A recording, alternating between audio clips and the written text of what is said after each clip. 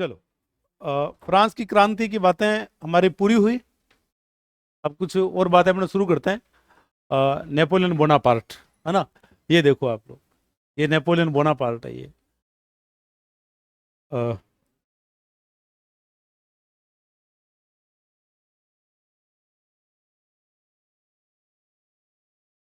Napoleon Bonaparte, जिसके लिए कहा जाता है कि क्रांति का पुत्र है और क्रांति का शत्रु है ना। ऐसा कहा जाता है इसके लिए।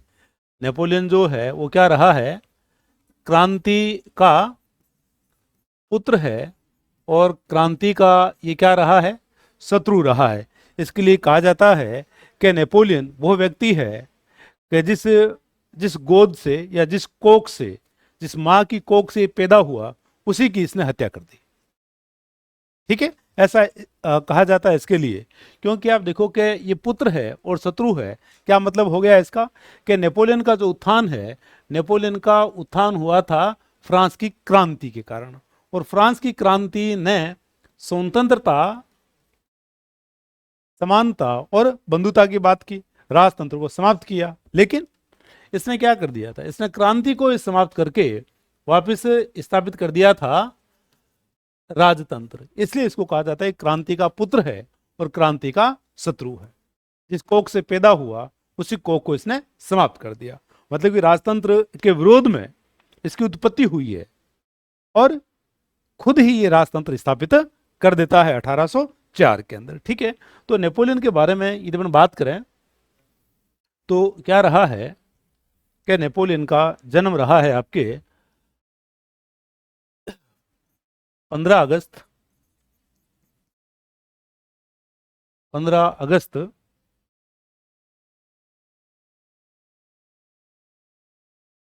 1769, 1769 को इनका जन्म रहा। ठीक है, और इसका जन्म रहा है कोर्सिका द्वीप, कोर्सिका द्वीप के अजासियो नगर में। और जो कोर्सिका द्वीप है ये रहा है भूमध्य सागर के अंदर, भूमध्य सागर के अंतर ही रहा है। और इस द्वीप पर पहले अधिकार हुआ करता था इटली का, इटली का इसके ऊपर अधिकार हुआ करता था।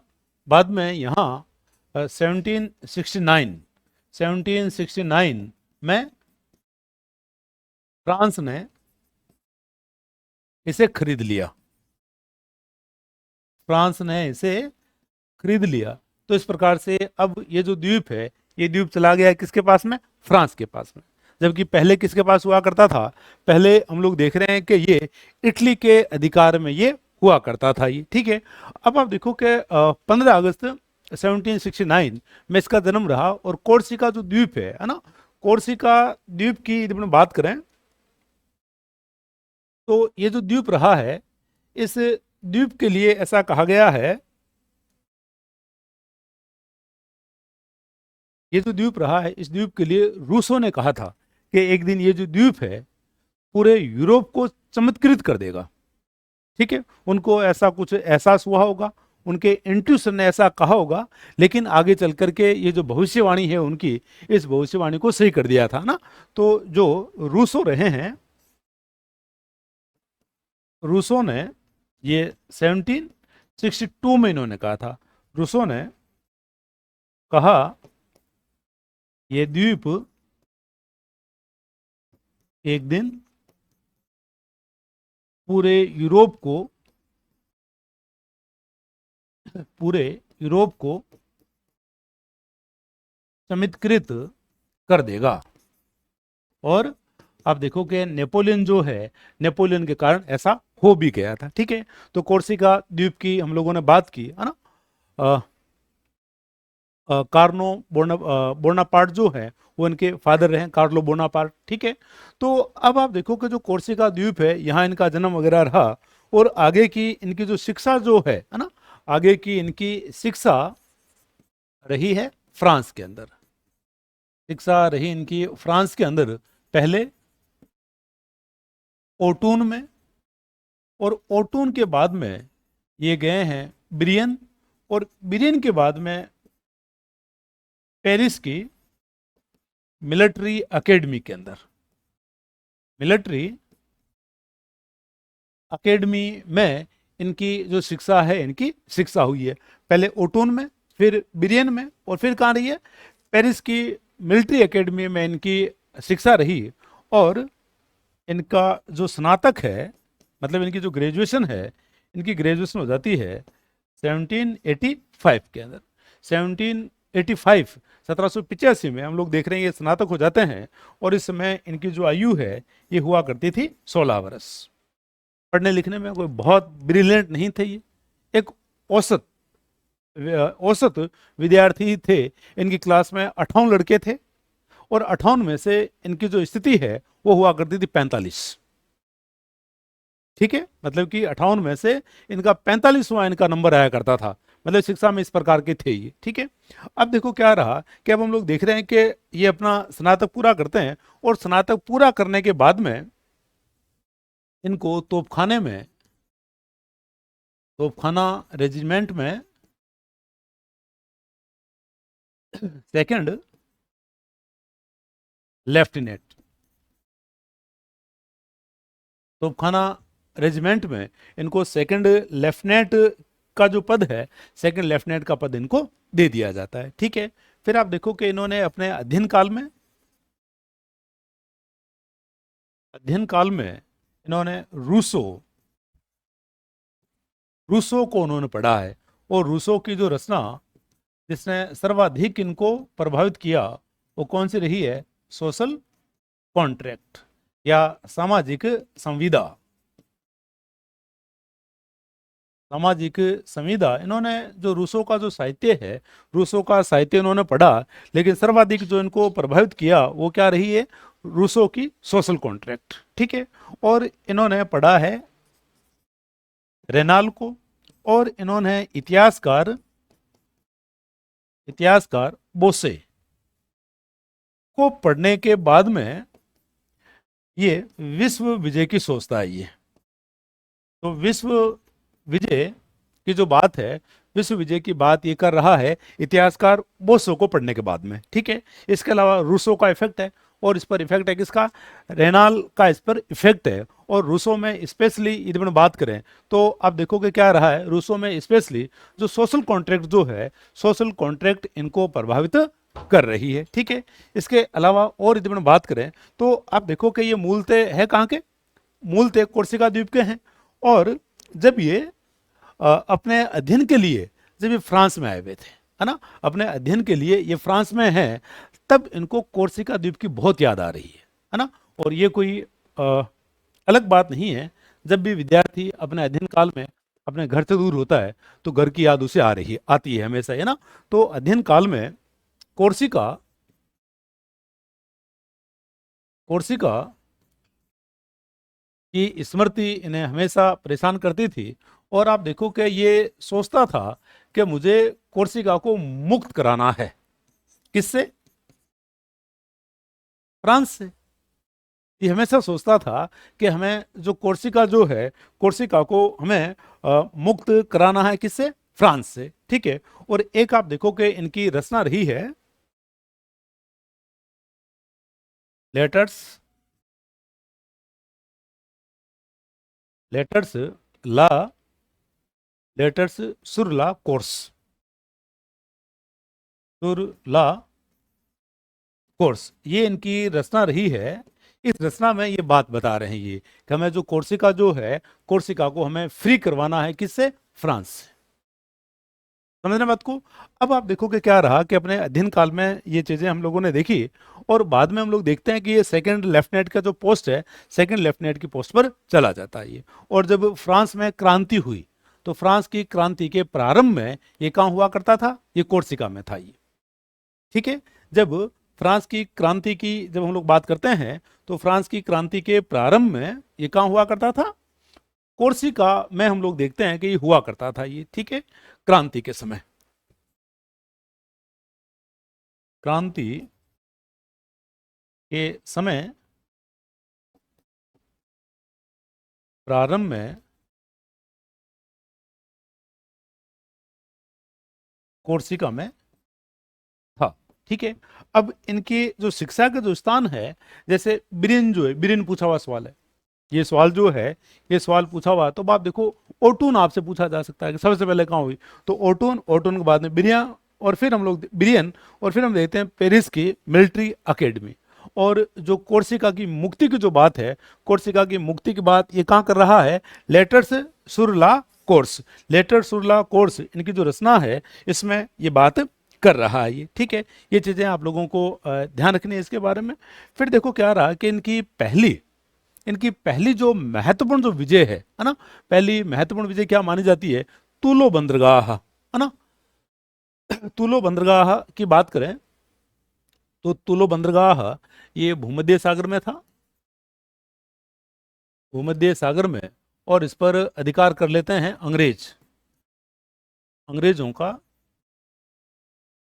अधिकार।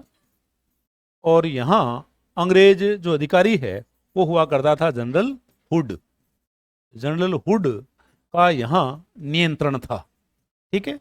जनरल हुड का हम लोग देख रहे हैं कि यहाँ नियंत्रण रहा है। और जो तुलो बंदरगाह है, तुलो बंदरगाह को सितंबर 1793 में, सितंबर 1793 में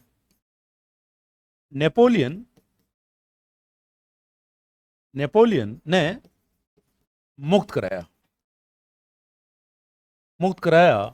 पहली महत्वपूर्ण विजय। इसकी पहली महत्वपूर्ण जो विजय रही है वो क्या रहा है, तुलो बंदरगाह। तुलो बंदरगाह की बात कब की है, सितंबर 1793, सितंबर 1793 में हम लोग देख रहे हैं कि पहली इसकी जो महत्वपूर्ण विजय है वो रही है तुलो बंदरगाह को मुक्त करवाना, ठीक है। और इसने मुक्त करवाया, और मुक्त करवाने के कारण इसे क्या मिला है, इसे ब्रिगेडियर का पद मिला है, इसे ब्रिगेडियर बना दिया गया है, ब्रिगेडियर का पद मिला। और अब आप देखो कि इसको सेना में इतनी बड़ी जिम्मेदारी मिल गई है, ब्रिगेडियर बना दिया गया है। और अब इसकी जो उम्र है, अब इसकी उम्र क्या रही है, 24 वर्ष, भाई 69 में बोर्न हुआ है ये, और अभी 93 की बात चल रही है, तो ब्रिगेडियर का इसको पद मिला है। और इस समय इसकी जो आयु है, इसकी आयु क्या रही है, मात्र 24 वर्ष। 24 वर्ष की उम्र में आप देखो कि विद्यार्थी जो है वो खुद के कपड़ों का रंग डिसाइड नहीं कर पाता है ना, अपने मित्रों को साथ में लेके जाता है कि ये काली वाली पैंट ले लूं क्या ना, या ये ले लूं क्या, वो डिसाइड नहीं कर पाते हैं। और आप देखो कि इसको ब्रिगेडियर का जो पोस्ट है, ब्रिगेडियर का पोस्ट मिल गया है 1793 के अंदर, हम लोग देख रहे हैं इसको ब्रिगेडियर का जो पोस्ट है ये मिल गया है इसको, ठीक है। फिर देखो क्या रहा, फिर हम लोग देख रहे हैं कि जो रोबेस्पियर जो था, ये रोबेस्पियर का समर्थक था ये, और ऐसा आरोप था कि जो जेकोबिन जो थे, जेकोबिनों के द्वारा जो आंतक का शासन स्थापित किया गया था उसमें इसने समर्थन किया था, किसको, रोबेस्पियर को, ठीक है। तो रोबेस्पियर को ये समर्थन कर रहा है, ऐसा इसके ऊपर आरोप था। रोबेस्पियर का समर्थक होने का आरोप, और इसलिए इसे केरे दुर्ग में इसे कैद रखा गया, लेकिन कोई ठोस साक्ष्य नहीं मिला, और ठोस साक्ष्य नहीं मिला, इसके कारण इसको शीघ्र ही छोड़ दिया।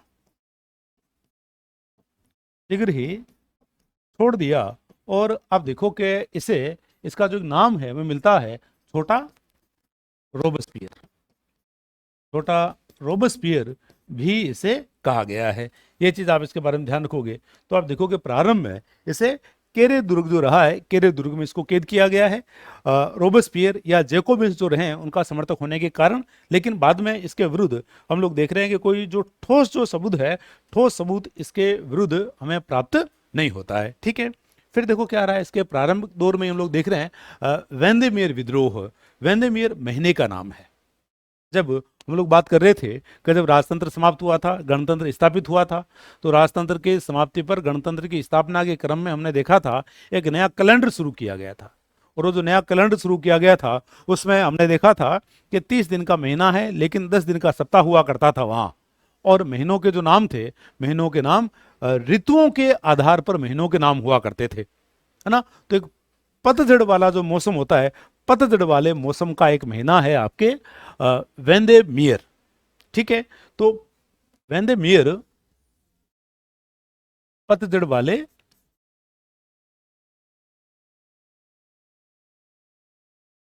मौसम का महीना हुआ करता था, और इस महीने में ये विद्रोह हुआ है, इसलिए इसे वेंदेमेयर विद्रोह के नाम से इसको जाना गया है। ठीक है, और आप देखो कि ये जो घटना है, ये घटना है आपके अक्टूबर 1795 की, है ना।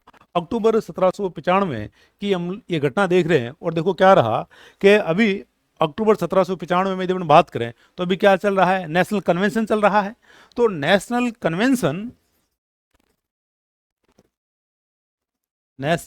कन्वेंशन को भीड़ ने घेर लिया। अब नेशनल कन्वेंशन को भीड़ ने घेर लिया है। अब आप देखो कि फ्रांस में ये दौर है जब भीड़ कंट्रोल नहीं होती है। एक बार यदि भीड़ आ गई तो अपना कार्य करके ही जाती थी। अब उस दौर में भीड़ ने नेशनल कन्वेंशन को घेर लिया और जिम्मेदारी दे दी है नेपोलियन बोनापार्ट को कि आप इस भीड़ को हटाओ। और जबकि पिछले 7 वर्ष का रिकॉर्ड ये है, ठीक है, पिछले 7 वर्षों का रिकॉर्ड ये चल रहा था कि भीड़ किसी के द्वारा भी नियंत्रित नहीं हो रही थी, और नेपोलियन ने कमाल कर दिया। ठीक है, और हम लोग देख रहे हैं कि अक्टूबर 1795 में पिछले 7 वर्षों में पहली बार हम लोग देख रहे हैं कि भीड़ को नियंत्रित किया गया, और भीड़ को नियंत्रित किया गया, और भीड़ को नियंत्रित कर नेशनल कन्वेंशन जो है, नेशनल कन्वेंशन को बचाया गया। तो इस प्रकार से जो वेंदेमेर जो विद्रोह रहा है, वेंदेमेर विद्रोह का जो दमन है, हम लोग देख रहे हैं कि कर दिया गया है। कब? अक्टूबर 1795। अक्टूबर 1795 में जो उग्र भीड़ है, इसको उग्र भीड़ ने नेशनल कन्वेंशन को घेर लिया, और आप देखो कि इसको बचाया गया है किसके द्वारा? नेपोलियन बोनापार्ट के द्वारा। तो ये वेंदेमेर विद्रोह की बात है, और वेंदेमेर विद्रोह आपसे पूछा जा सकता है कि ये घटना कब की है, तो अक्टूबर 1795। अक्टूबर 1795 की हम लोग देख रहे हैं घटना आपके रही है। फिर देखो क्या किया गया कि फिर ये कहा गया कि पेरिस पेरिस के जो लोग हैं, पेरिस के लोगों से हथियार ले लिए जाएं। ठीक है, आगे से ऐसा नहीं हो, तो हथियार इकट्ठे किए गए। और आप देखो हथियार इकट्ठे करने के क्रम में एक छोटा बालक जो है वो नेपोलियन के दफ्तर में आ जाता है, बंदूक लेकर के नेपोलियन के दफ्तर में आ गया, और उस बच्चे ने कहा कि ये जो पिस्टल है, ये जो हथियार है, ये हथियार मैं नहीं दूंगा। तो नेपोलियन का बता कारण क्या है कि ये मेरे पिताजी का है, ये हथियार मेरे पिताजी का है, इस कारण मैं हथियार नहीं दूंगा। नेपोलियन उस बच्चे की बहादुरी से बहुत प्रसन्न हुआ और उसकी पीठ थपथपाई, पार्ले जी का एक पैकेट भी दिया उसको। ठीक है, और आप देखो कि पैकेट दिया और कहा कि बेटा घर चले जाओ, कि हथियार लेकर के चले जाओ, तुम बहुत बहादुर हो, है ना, कि इसका मिसयूज मत करना। अब आप देखो उस प्रकार से उस बच्चे को भेज दिया। बाद में उस बच्चे की माँ आती है, और उसकी माँ आती है और उसको भोजन पर आमंत्रित करती है। और वो महिला कौन थी? जोसेफाइन ब्यूहॉर्न। जोसेफाइन ब्यूहॉर्न उस बच्चे की माँ थी। ठीक है, और इसने नेपोलियन को आमंत्रित किया भोजन के ऊपर। और आप देखो कि बाद में जो जोसेफाइन जो है, जोसेफाइन उस समय तात्कालीन समय की जब हम बात करें तो बहुत ही प्रभावी महिला थी। ये प्रभावी महिला थी, और उस समय की जो डायरेक्टरी में, उस समय की डायरेक्टरी की जब हम बात करें तो बर्रास या बारा से इसकी मित्रता हुआ करती थी इसकी। ठीक है, और आप देखो कि जो नेपोलियन है ना, नेपोलियन की जब हम बात करें तो आप देखो कि नेपोलियन और ये जो महिला रही है ना, जब नेपोलियन को इस बात का ज्ञान हुआ कि जो महिला है, ये महिला बहुत प्रभावी है, डायरेक्टरी के लोगों के साथ में इनके अच्छे ताल्लुकात हैं, है ना, तब आप देखो कि जो नेपोलियन जो है, नेपोलियन ये एक विधवा महिला है ये ना, और इसके 2 बच्चे भी हैं इसके। और उस समय जो नेपोलियन जो है, नेपोलियन एक व्यापारी की पुत्री हुआ करती थी, डेंजरी। ठीक है, ये इससे विवाह करने वाला था, डेंजरी से। ठीक है। लेकिन क्या रहा है कि जो नेपोलियन जो है, नेपोलियन हम लोग देख रहे हैं कि विवाह करता है किसके साथ में, जो जोसेफाइन जो है, जोसेफाइन के साथ में ये 1796 में विवाह कर लेता है। ये 1796 में ये विवाह कर लेता है। और विवाह किस कारण कर रहा है? ये विवाह का कारण एक ये भी रहा है, देखो जोसेफाइन जो है, जोसेफाइन एक हम यूं कहें एक समाज में एक प्रभावी महिला है, और नेपोलियन को लग रहा है कि यहाँ से हमारी प्रोग्रेस हो सकती है। ठीक है, और इस कारण ये विवाह कर रहा है। और दूसरा आप देखो बुद्धिमान भी है जोसेफाइन, और इसे 1796 में इसने विवाह किया। तो फ्रांस का जो समाज था, इसके आसपास के जो लोग थे, उन्होंने बहुत हैरत से इस बात को देखा। एक तो नेपोलियन से बड़ी है उम्र में, है ना, नेपोलियन से लगभग 6 साल के आसपास बड़ी महिला थी ये। और दूसरा क्या रहा है, दूसरा हम देख रहे हैं इसके बच्चे भी हैं, है ना, और नेपोलियन कहीं और विवाह भी करने वाला था। ये सारी बातें थी, और इन्हीं बातों के बीच में अचानक नेपोलियन जो है इससे विवाह कर लेता है। ठीक है, और बाद में हम देखते हैं कि इनका जो विवाह है, इनका विवाह 1809 में जाकर के इनका विवाह समाप्त हो जाता है। नेपोलियन के द्वारा इस महिला से तलाक ले लिया जाता है। क्यों? क्योंकि अब नेपोलियन सम्राट बन चुका है खुद 1804 के अंदर, और सम्राट बन चुका है, और अब इसे उत्तराधिकारी चाहिए, है ना। तो पुत्र प्राप्ति के लिए ये इस महिला को तलाक दे देता है। ठीक है, तो इस प्रकार से जो जोसेफाइन जो है, जोसेफाइन से 1796 में ये विवाह करता है। 1809 में हम लोग देख रहे हैं कि जो विवाह रहा है, ये विवाह इनका समाप्त हो जाता है। ये चीज़ आप लोग ध्यान रखेंगे इसके बारे में। फिर देखो क्या रहा है, फिर हम लोग देख रहे हैं कि अभी जो फ्रांस है, अभी फ्रांस में क्या रहा है, अभी फ्रांस में डायरेक्टरी का शासन चल रहा है। डायरेक्टरी का शासन चलेगा 1795 से लेकर के 1799 तक। ठीक है, डायरेक्टरी का शासन चल रहा है।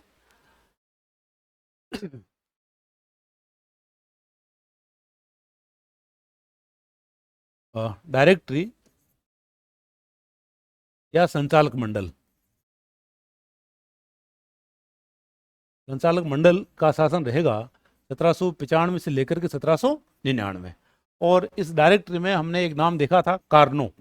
कार्नो की बात हमने की थी ना, कार्नो, या हमने बात की थी किसकी, कार्नेट की। तो कार्नो या कार्नेट जो है, कार्नो या कार्नेट ने नेपोलियन को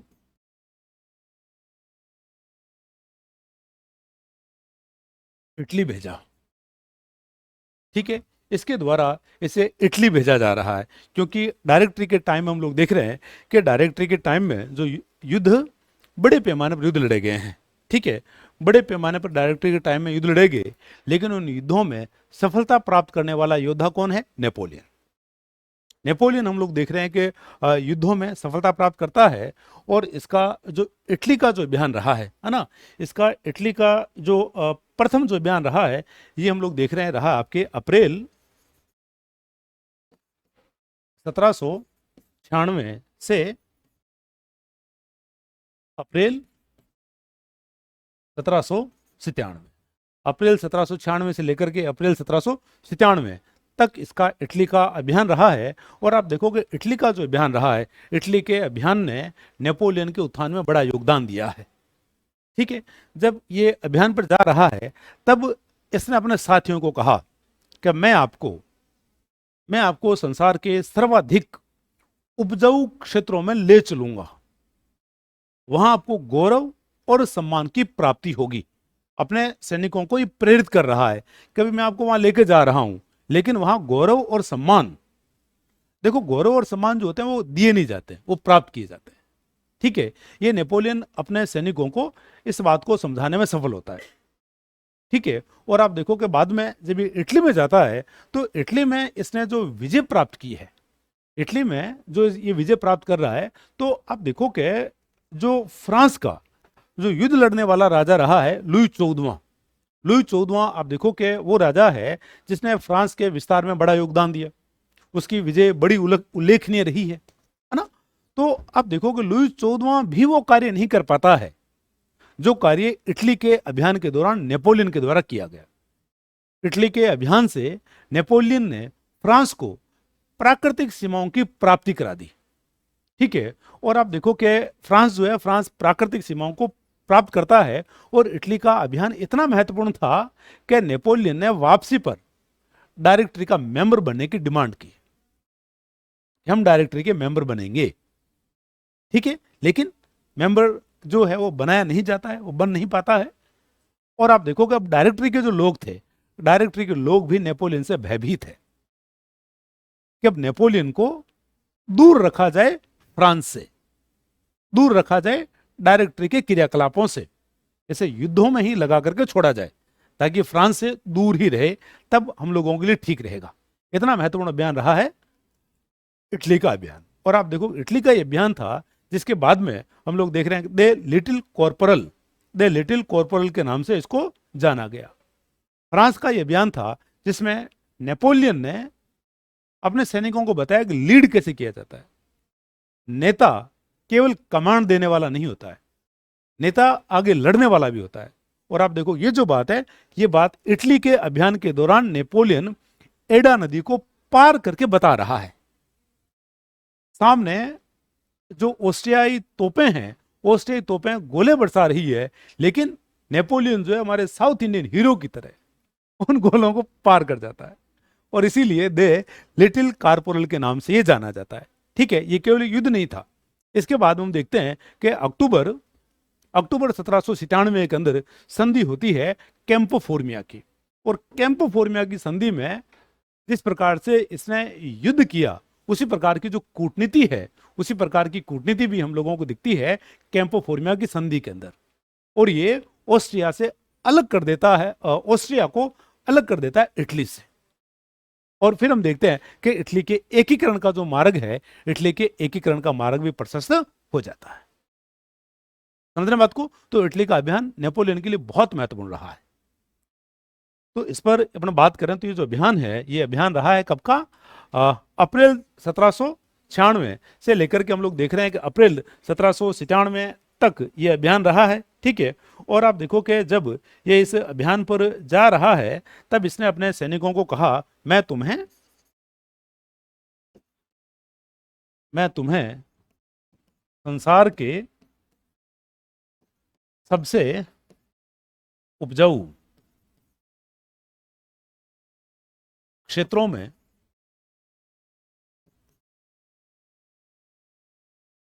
में ले चलूंगा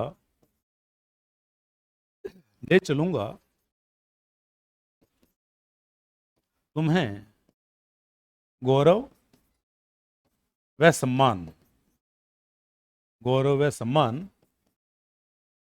प्राप्त होंगे। ठीक है, इस प्रकार से अपने जो सैनिक हैं, अपने सैनिकों को ये आश्वस्त कर रहा है। ठीक है, फिर हम लोग देखते हैं कि ये जो अभियान रहा है, इस अभियान में इसके सामने कौन है? इसके सामने ऑस्ट्रिया है, और ऑस्ट्रिया के साथ में कौन आ जाता है? सार्डिनिया।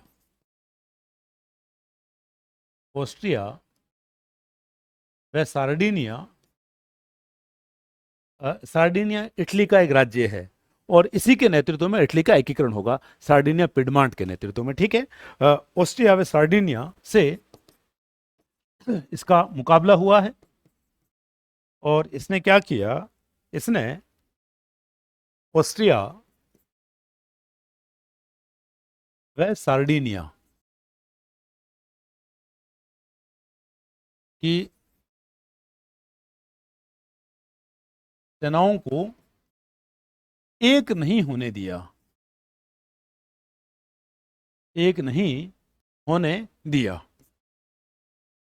ठीक है, और ये सार्डिनिया को पहले पराजित कर देता है। सार्डिनिया को ये पराजित करता है, और सार्डिनिया को पराजित करके इससे निस व सेवाय जो क्षेत्र हैं, ये इसे प्राप्त कर लेता है और कहता है कि तुम अब युद्ध से हट जाओ। ठीक है, तो सार्डिनिया को क्या करता है? ये सार्डिनिया को युद्ध से अलग कर देता है। ठीक है, अब बारी रही किसकी? ऑस्ट्रिया की। अब ऑस्ट्रिया के विरुद्ध जा रहा है, तो आप देखोगे एडा नदी है, एडा नदी को ये पार करता है। और एडा नदी को जब ये पार कर रहा है, तो सामने ऑस्ट्रियाई तोपें चल रही है। और इसी के बाद में इसके जो सैनिक हैं, दे लिटिल कार्पोरल, लिटिल कार्पोरेल के नाम से जो नेपोलियन जो है, नेपोलियन नेपोलियन इस नाम से जाना गया, है ना। नेपोलियन बहुत बहादुरी से आप देखो कि यहाँ युद्ध लड़ रहा है, और एक युद्ध रहा है, इसी के दौरान युद्ध रहा है आकोला का युद्ध, आकोला का युद्ध। और ये जो युद्ध रहा है, इस युद्ध में नेपोलियन स्वयं मरते मरते बचा है, क्योंकि सामने से तोपों के गोले चल रहे हैं, है ना। और आप देखो कि आकोला का जो युद्ध रहा है, ऑस्ट्रिया के दौरान अभियान के क्रम में ये युद्ध लड़ा जा रहा है, और यहाँ मरते मरते मतलब बहुत मुश्किल से बचता है नेपोलियन, ठीक है। और फाइनली युद्ध होता है रिवोली का, रिवोली का युद्ध। और रिवोली के युद्ध में पराजित कर दिया जाता है किसे? ऑस्ट्रिया को। ऑस्ट्रिया रिवोली के युद्ध में पराजित हो जाता है, ठीक है। और रिवोली के युद्ध में ये पराजित हुआ, और रिवोली के युद्ध में पराजित होने के बाद में अक्टूबर 1797, अक्टूबर 1797 को कैंपो फोर्मिया की संधि, कैंपो फोर्मिया की संधि होती है। और आप देखो कि कैंपो फोर्मिया की संधि के तहत फ्रांस को इटली के कुछ क्षेत्र,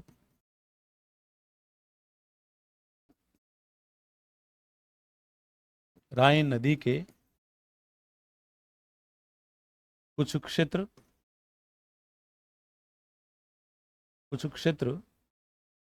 प्राप्त हुए। ऑस्ट्रिया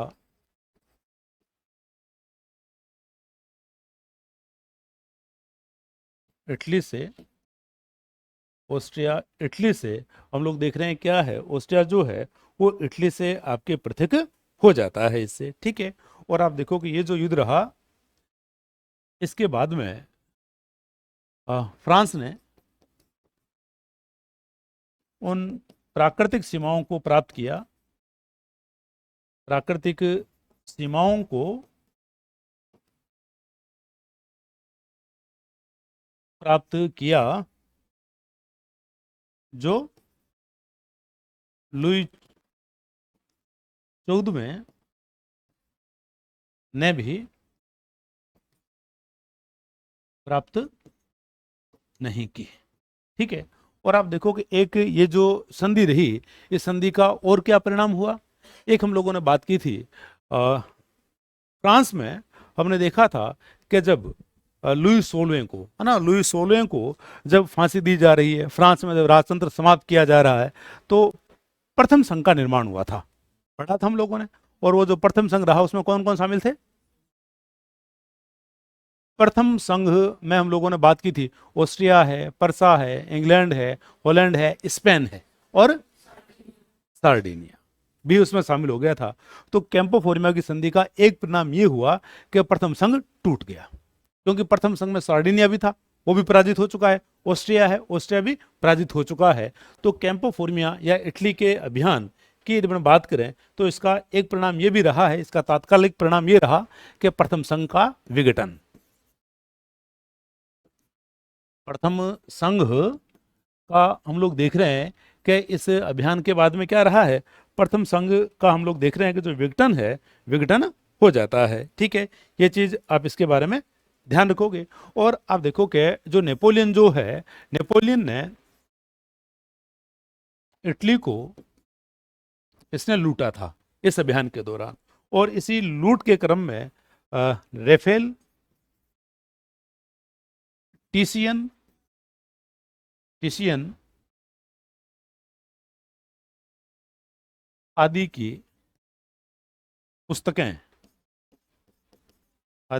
पुस्तकें, फ्रांस ले आया, फ्रांस ले आया। और इटली के अभियान पर वापसी पर डायरेक्टरी का सदस्य बनना चाहा कि भाई आप हमें डायरेक्टरी का अब सदस्य बना दीजिए। ठीक है, इस प्रकार की जो मांग है, इस प्रकार की मांग आई है किसकी तरफ से? नेपोलियन की तरफ से। हम लोग देख रहे हैं इस प्रकार की मांग आ रही है।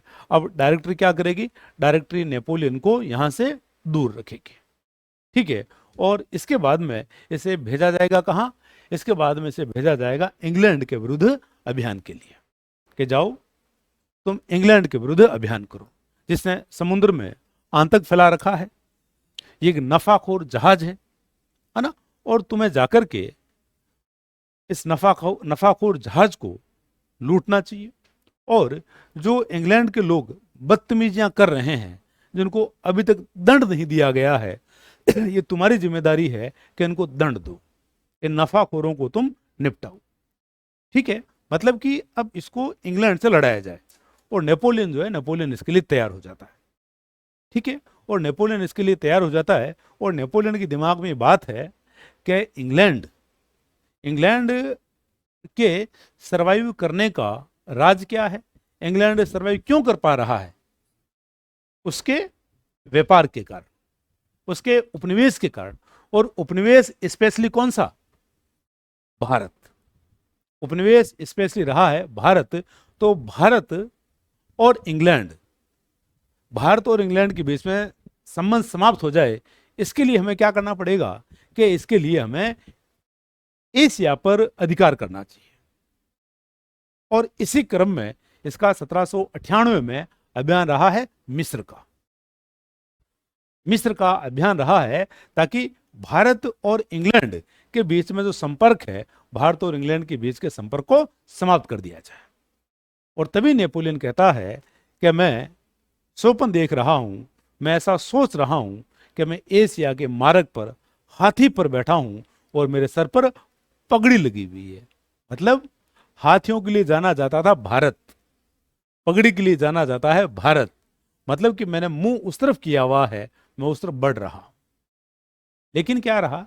लेकिन आप देखो कि एक लड़ाई होती है अबू बकर की लड़ाई, और अबू बकर की जो लड़ाई है, या नील की जो लड़ाई है, विश्व के जो निर्णायक युद्ध रहे हैं, विश्व के निर्णायक युद्धों में से एक लड़ाई है नेल्सन की लड़ाई, नील की लड़ाई या अबू बकर की लड़ाई।